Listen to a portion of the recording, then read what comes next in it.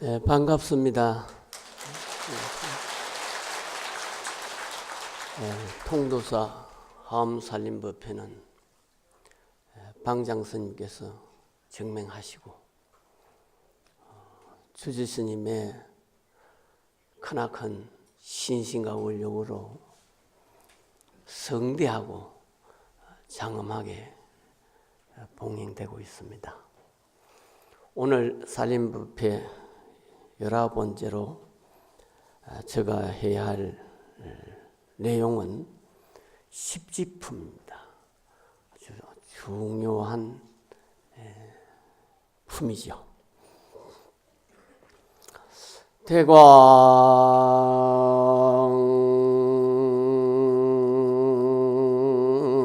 방부 하은경 십지품 제26이로다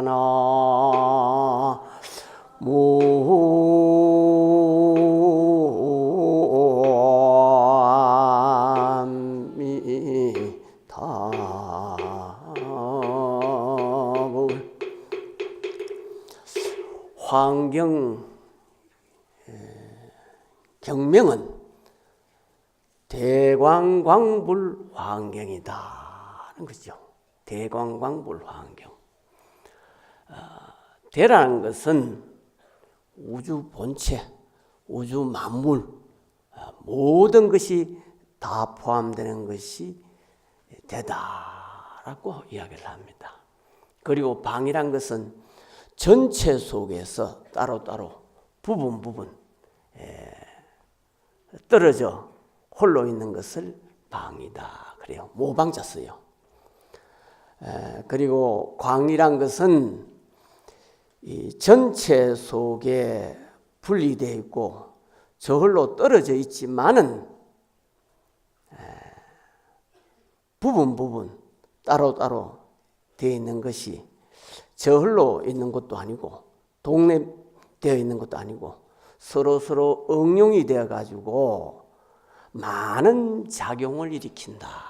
그래서 광이다 그래요. 이 대광광을 이야기하는데 이걸 이제 체상용이다라고 이야기합니다. 체와 용, 상과 용이다. 전체가 있으면 가지가지 모양이 있고 그 모양이 가지가지 작용을 일으킨다. 그래서 대광방이다. 대는 쉽게 이야기를 하지만은 이 전체를 대라고 하는데 우주 만물의 전체 속에 산도 있고 강도 있고 돌도 있고 흙도 있고 다 있다는 거죠. 이걸 방이다 래요. 방이다. 그래서 이러한 방이 서로 어울려서 끊임없이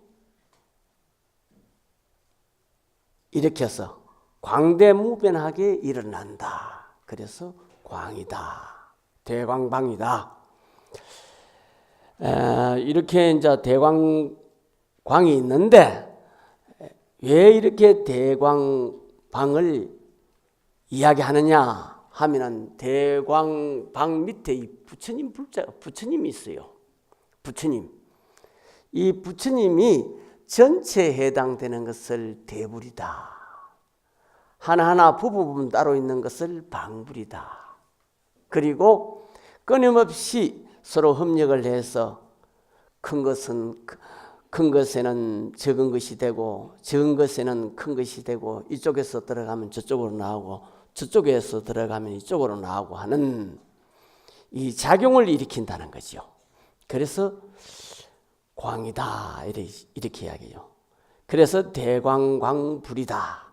그러면은 이 부처님은 대광광불 이 부처님은 뭘 하느냐는 거죠. 이 화엄 부처님은 화엄을 한다는 거죠. 화엄. 화엄이란 말은 꽃화자 장엄할 음자인데 꽃을 피워서 장식을 한다. 꽃을 피워서 장식을 한다. 이게 화엄인데, 그러니까 만행의 꽃을 피운다는 거죠. 만행. 만 가지의 공덕을 피운다. 뭐 우리가 말하면은 지혜의 공덕, 자비의 공덕, 원력의 공덕, 신통의 공덕, 이렇게 공덕을 꽃피워서 온갖 세계를, 온갖 중생계를 아름답게 꾸민다. 그게 뭐냐? 바로 화엄이다. 이렇게 해요. 화엄이다. 그래서 대광광불 화엄경은 대광광불 부처님께서 온갖 세계를 화엄하는 내용을 말한 것이 화엄경이다. 이걸 화엄경이라고 그래요. 이 통도사 화엄살림법회는 오래도 됐고 또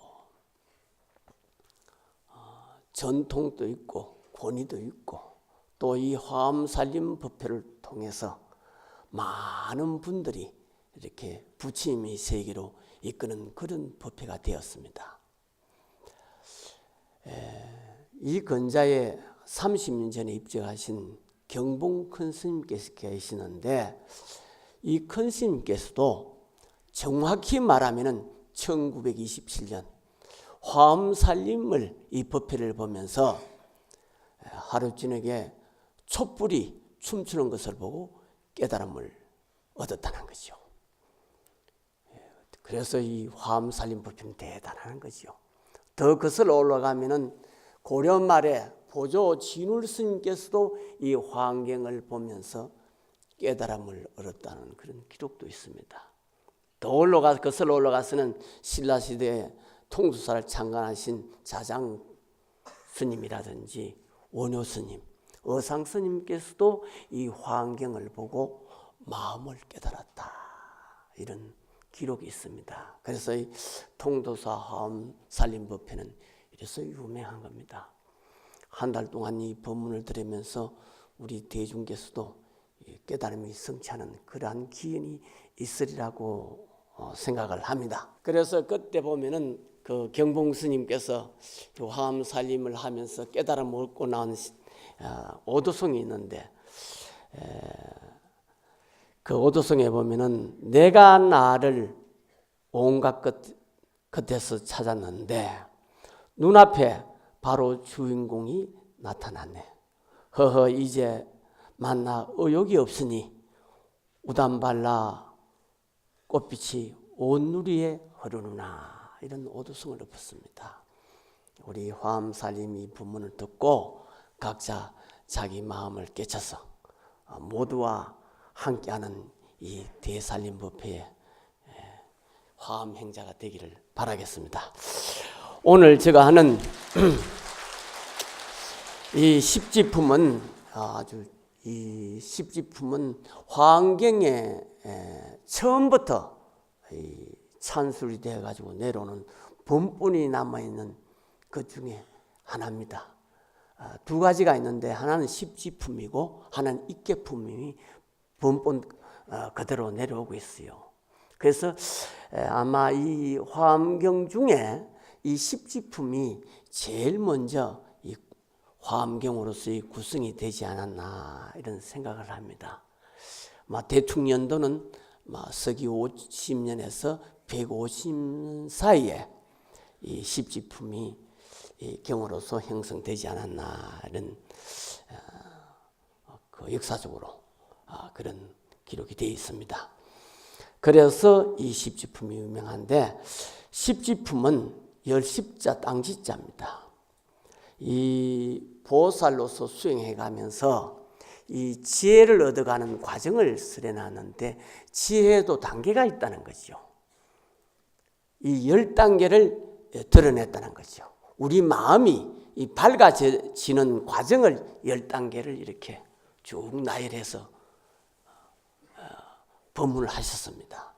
그리고 이 십지가 끝나고 나면은 등각, 묘각, 가장 구경각, 원만 성취되는 부처님이 된다는 과정입니다. 그래서 등각, 묘각 밑에 보살로서의 수행하는 과정 이 10단계 이 과정을 제가 이 경전에 의거해서 충실히 말씀드리도록 하겠습니다. 이 십지란 말은 이 땅지자인데 이 바로 지혜란 뜻입니다. 성인의 세계, 성인이 된 세계, 성인의 지혜. 근데 왜 이 땅지자에 이 비유했나 하면은 모든 것이 이 땅에서 자라나잖아요. 자라난다. 그래서 이 자라나면서 높고 낮음이 있다는 것이요. 그래서 지혜를 등급으로 이렇게 나열했는데 바로 이제 보살님께서 여기서 눈을 뜨기 시작합니다.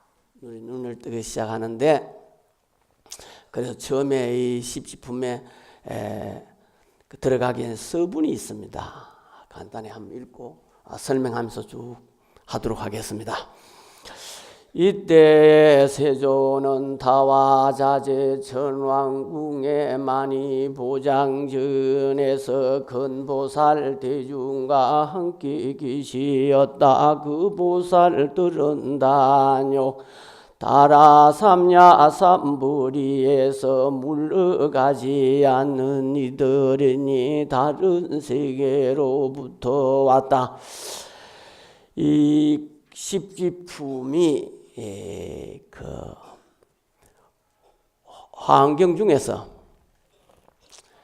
가장 중요한 위치를 차지하고 있다. 이렇게 말씀하는 것은 십지란 이 수행의 단계를 이야기하는데 보리심을 일으킨 보살이 구경의 정강을 향해서 한 걸음 한 걸음 진입해 들어가는 과정을 이 10단계로 설명한 것이 이 십지품인데 부처님께서 설법 장소인 이 설처가 타화자재천왕궁입니다. 그 타화자재궁의 그 많이 보전이죠. 자리를 옮겨서 누가 했냐? 설주가 금강장 보살께서 했다는 거죠. 그래서 그 금강장 보살과 함께 37보살님이 계시는데 자리를 잡았는데 그때 37분의 보살 중에서 금강장 보살이 이 처소에서 대표적인 설주라는 거죠.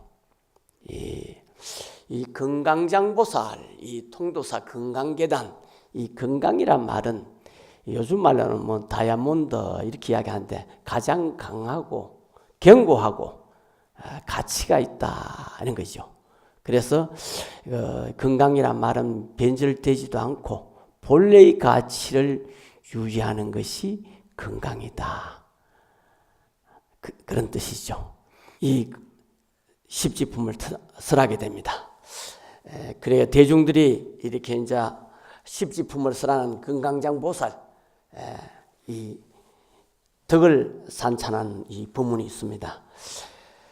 모든 보살의 지혜로 머무는 빙계에 머무르고 모든 열의 지혜로 들어간 곳이 들어가서 부지런히 수행하여 쉬지 아니하며 한 가지 신통을 다 나타내며 하는 일은 모든 중생을 교화하고 조복하여 때를 놓치지 아니하며 보살의 모든 원을 성취하기 위하여 모든 세간에 모든 것과 모든 세계에서 모든 행을 부지런히 닦아서 쉬지 아니하였다.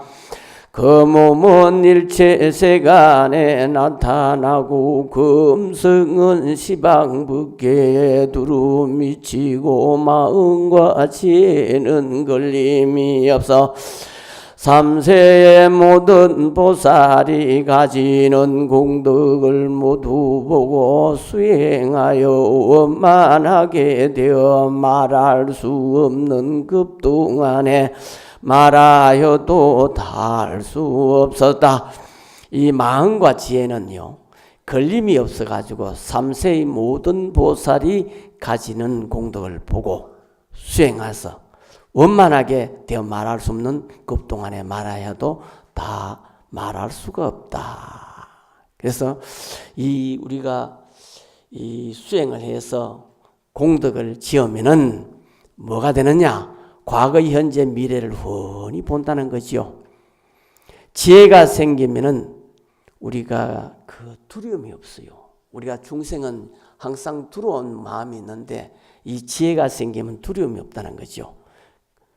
지혜를 얻지 못하면은 우리가 중생으로서 살아가는 한계가 많다는 거죠.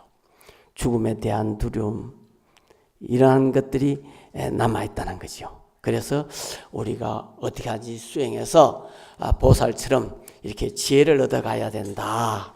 이런 말씀이고, 그리고 십지에서 말하는 이 강요가 있습니다.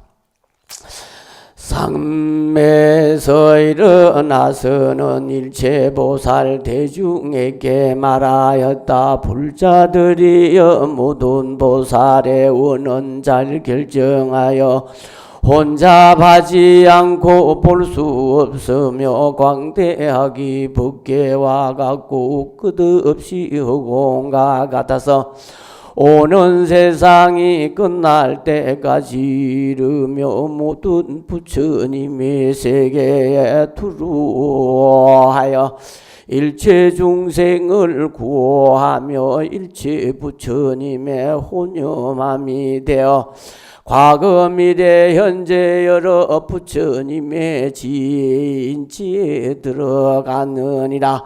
무엇이 여린가 하나는 환희지요 둘은 이구지요 셋은 발광지요 넷은 염해지요 다섯은 난성지 여섯째 현전지 일곱은 운행지 여덟은 부동지 아홉은 신해지 열은 법운지니라. 오늘 제가 하는 말씀은 이 10가지 보살님이 발심해서 지혜가 깊어가는 단계를 이야기합니다. 이 보살은요, 공덕을 많이 짓기 때문에 지혜도 깊고 애정도 깊은 사람이 이 보살입니다. 그래서 이 10가지 이 지혜의 단계인데, 이 발보리심을 일으키는 면은 발보리심에 의해서 환희지에 들어갈 수 있다는 거죠. 확관원을 세우고 있다는 거죠. 그래서 십지 법문을 들을 수 있는 자, 이 자격이 갖춰져 있다는 것을 선언한다는 거죠. 오늘 아마 여기에 동참한 우리 화엄보살님들은 아마 원이 확고하게 갖춰져 있으라고 생각합니다. 이미 이제 확고하게 갖춰졌으니까 이제 해야 할 일은 이제 지혜가 깊어가고 공덕을 닦아가는 그런 과정입니다. 이게 보살의 지혜가는 끝이 없다는 거지요. 그래서 우리 같이 한번 따라 하시면 되시겠습니다. 이 십지가 있는데 같이 따라 하세요. 이 귀한 부처님 법문이 화엄 법문이니까 환희지, 이구지, 발광지, 염해지, 난성지, 현전지, 원행지, 부동지, 선해지, 법원지, 이 10가지에 대해서 말씀하도록 하겠습니다. 인간의 이 지혜의 세계는요, 무궁무진하다는 거죠. 지혜가 개발되면은요, 뭐 오래 살려고 하지 않아도 오래 살 수 있어요. 그게 바로 안욕따라 삼약삼불이라는 거죠. 그래서 이렇게 우리가 지혜를 닦고자 원을 세웠습니다. 이 보면은 화엄경에 나오는 보살도 그렇고 우리가 관세음보살, 지장보살, 보현보살, 문수보살 모든 보살이 원하는 것이 뭐냐 할 때 모든 보살이 원하는 것은 한마디로 중생이 행복하기를 원해요. 중생이 행복하기를 원한다는 거죠. 왜 중생이 행복해야 하는가?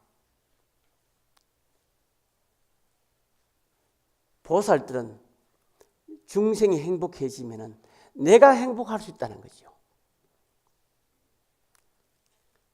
그렇기 때문에 중생이 행복해야 한다. 중생이 불행하면 나도 불행해진다는 거죠. 그래서 보살도 불행을 원하지 않는다는 거죠. 그런데 이 중생은요, 보살은 그렇지만 중생은요, 각자 자기 행복을 원해요. 그러니까 중생들은 행복을 얻기 위해서 뭐를 하느냐? 싸움을 해요. 틀림없어요. 이게 이제 보살하고 틀린다는 거죠. 중생들이 왜 싸우나? 가만히 보면은 자기 행복만을 위해서 싸운다는 거죠. 그러니까 뭐 형제들도 얼마 안 되는데도 자기 행복을 위해서 싸움을 한다니까요. 형제간에 싸움하는 사람들 많이 있잖아요. 다 자기들이 좋은 거 하려니까 그렇다는 거죠. 중생들이 마음 쓰는 것만 뻔하다는 거죠. 이게 보살들이 가지는 마음, 우리 중생들이 가지는 마음, 이게 틀린다는 거죠. 집안에서도 가만히 보면은 한 가족도 보면 남편도 가정을 행복하기를 원하고, 아내도 가정이 행복하기를 원하고, 자식들도 가정이 행복하기를 원하는데 그냥 원만 일으키면 되는데 그게 뭐가 있느냐? 자기 중심적으로 원을 세우니까 가족 간에도 투쟁이고 다툼이 난다는 거죠. 그래서 이 중생의 마음, 이 보살의 마음이 다르다는 거죠. 그 십지 중에도 우리가 그 전체를 말하지만은 감당할 수 없는 이를 염려해서 이제 이 십지 법문을 듣더라도요, 이 십지 법문을 감당하지 못하면은 이 법문을 안 했다는 거죠. 한번 보십시오. 그때 금강장 보살이 말하였다. 불자시여, 비록 이 대중들은 생각이 깨끗하고 어리석은가 의욕을 여의어서 매우 깊은 법에 들고 다른 이의 가르침을 따르지 않는다. 하지만 이 밖에 이해가 부족한 중생들이 매우 깊고 불사이한 일을 들으면 흔히 의혹을 내어 긴긴 밤에 여러 가지 괴로움을 받을 것이요, 그런 일을 딱하게 생각하여 잠자코 있느니라. 그때 금강장 보살이 이 뜻을 다시 펴려고 계승을 말하였다. 이 대중은 정정하고 지혜가 많고 영리하고 총명하여 결특자라며 하지 않은 그 마음 숨이 산 같고 바다 같아 기울 수 없다. 하지만 수행이 오래지 않고 지혜가 얕아 의식만 따라가고 지혜가 없이 이 법을 듣고 의심하며 악도에 떨어지니라. 그들이 불쌍하여 말하지 않으라. 이 금강장 보살이 법문을 하려고 그러는데 이 십지 법문을 듣고 이해를 못하면 어떻게 하나, 의심하면 어떻게 하나, 이런 걱정으로 이 법문을 하지 않고 잠깐 침묵을 했다는 거죠. 중생들이 보면은 식이란 게 있어요. 의식이란 게 있는데, 이 의식이란 말은 우리 보통 말로 하면은 이 자기 분별이라 그래요. 이 의식이, 이 중생심은 뭘 따르느냐? 흠한 것을 따르는 것이 식이다 그래요. 지혜로 보면 이 세상 모두가 뭐냐? 헛개비 같고 꿈과 같고, 그런데 식으로 보면은 환으로 안 보인다는 거죠. 참 묘하죠. 우리가 물질의 근원이 뭐냐고 할 때 이것부터 틀린다는 거죠. 물질이 환으로 보느냐 실상으로 보이느냐 이게 틀리는데 불교에서는요 모든 것이 심해무법이다. 마음밖에 물질이 없다. 그러니까 뭐냐? 물질이 헛개비다. 자성이 없다. 그러니까 반야싱의 색저시공이다 이렇게 말을 하죠. 헛개비인 줄 어떻게 봐야 되느냐? 지혜로 봐야 된다는 거죠.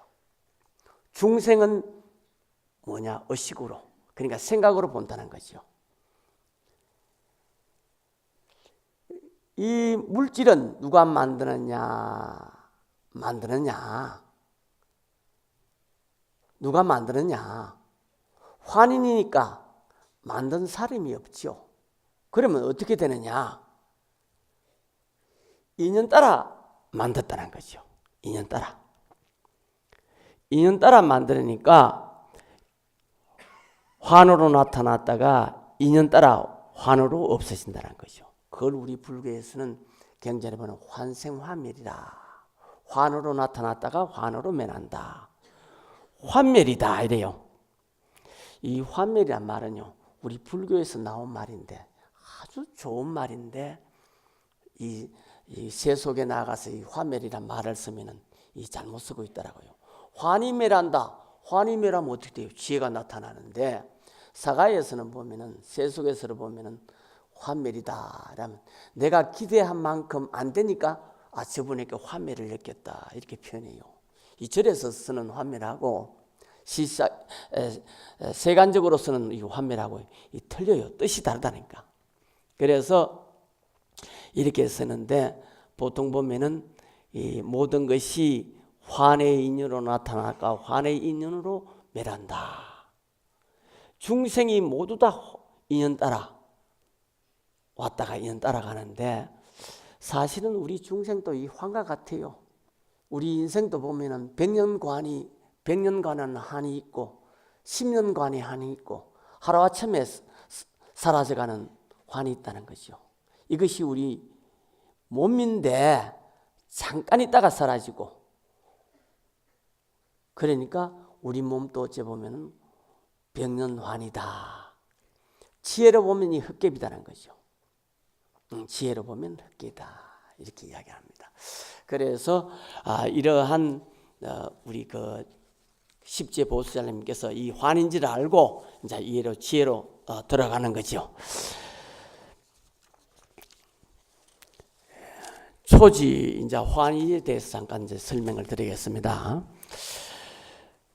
불자였던 중생이 성근을 깊이 신고 모든 행을 잘 닦고 도를 돕는 법을 잘 모으고 여러 부처님께 잘 공양하고 청정한 법을 잘 사고 선지식에 거두어 주심이 되고 깊은 마음을 청정하게 하여 광대한 뜻을 세우고 광대한 지혜를 내며 자비가 앞에 나타나니라.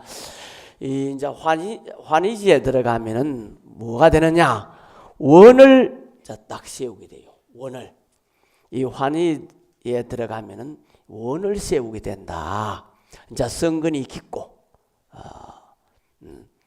근데 왜 우리가 이 불교에서 성근을 자꾸 싣고 선한 공덕을 지어야 되느냐 하면은 선한 밭에서 모든 것이 나거든요. 선하지 않는 땅에서는 이게 안 된다는 거죠. 선한 땅에서는 도도 보살행도 이 선이라야 된다는 거죠. 이 선을 자꾸 공덕을 지게 되면 번뇌가 없다는 거죠. 이 번뇌란 말은 물든 마음인데 물든 마음이 없다는 것은 악이 없고 집착이 없고 그렇다는 거죠. 이 우리가 물든다는 말은 우리 중생들이 뭐냐 하면은 자기 아집이 끼어들어요.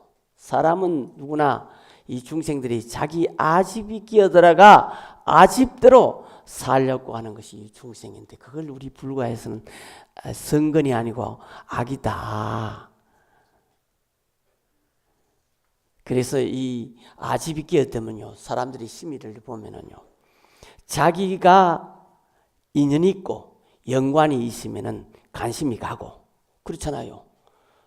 관심이 가니까 내 남편이요, 내 아내요, 내 자식이요, 내 식구, 내 가족이다. 이걸 이제 아집있게 이걸 물들었다. 물들으면 어떻게 되느냐? 공평하지가 않다는 거죠.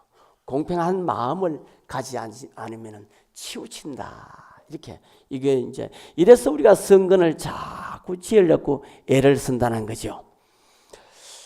불자야 보살이 좀 이런 마음을 내고는 그 범부의 처지를 뛰어나 보살의 지혜에 들어가서 열애의 집에 태어나나니 그 가문의 허물을 말할 리가 없으며 세간의 모든 갈래를 떠나서 출세간에 도에 들어가면 보살의 법을 얻고 보살의 자리에 머물며 삼세가 평등한데 들어가 열애의 중생에서 결정고이 없는 불이들 얻으리니 보살이 이런 법에 머물며 보살의 환희지에 머물렀다 하나니 동하지 않는 법과 서로 응하는 영호이니라. 이제 십지보살 첫째 환희지에 들어오면 태보가 없다는 거죠. 초지. 이 이제 초지에 들어오면 우리 중생의 어리석음, 이 문명이 줄어드니까 뭐냐? 지혜가 늘어난다는 거죠. 지혜가 늘어나니까 그게 바로 자비고 일체 중생을 구제해야 하겠다는 원리가 이제 깊어진다. 이 이제 초지입니다. 이제 이구지는 이 여일자 떼구자인데 번뇌 망념이 장면에서 벗어나는 단계를 이제 이구지라 그래요.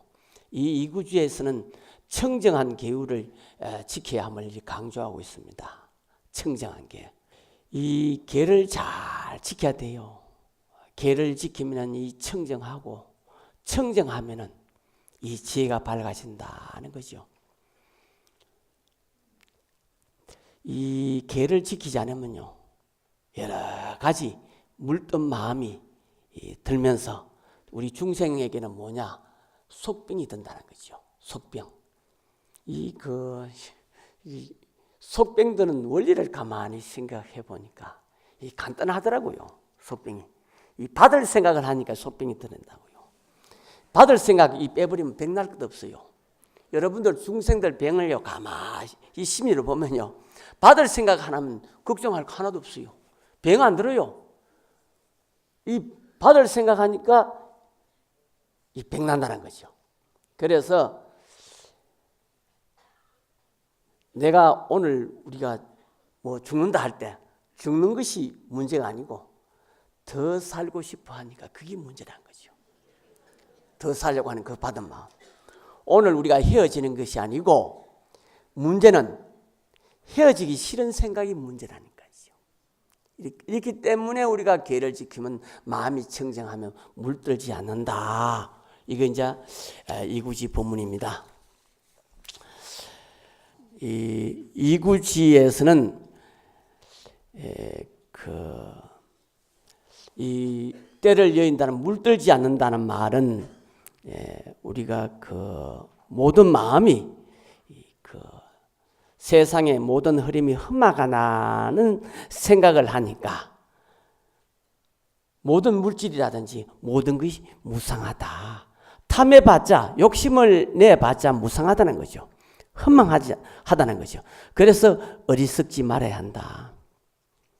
그래서 중생은 이 세상이 다 흠망한데 흠망하다는 생각을 못하고 욕심나니까 탐하고